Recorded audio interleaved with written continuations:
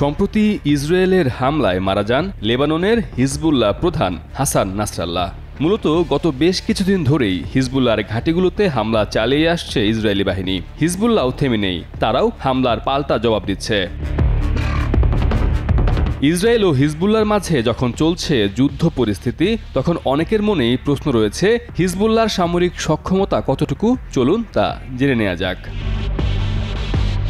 Hezbollah বিশ্বের সবচেয়ে ভারী অস্ত্রশস্ত্রে সজ্জিত অরাষ্ট্রীয় সামরিক বাহিনীর একটি, যেটিকে অর্থায়ন করছে ইরান। সংগঠনটির 1 লক্ষ যোদ্ধা রয়েছে। এদের অনেকেই বেশ প্রশিক্ষিত ও দক্ষ যোদ্ধা।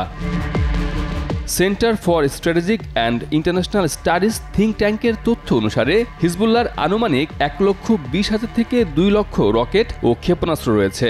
তাদের অস্ত্রাগারের বেশিরভাগই ছোট অনির্দেশিত আর্টিলারি রকেট। হিজবুল্লাহর কাছে বিমান ও জাহাজ বিধ্বংসী ক্ষেপণাস্ত্রের পাশাপাশি ইসরায়েলের গভীরে আঘাত হানতে সক্ষম ক্ষেপণাস্ত্র রয়েছে।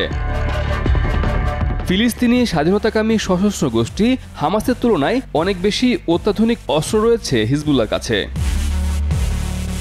ইসরায়েলি সব ধরনের আগ্রাসন মোকাবেলায় প্রস্তুত লেবাননের সশস্ত্র গোষ্ঠী হিজবুল্লাহ।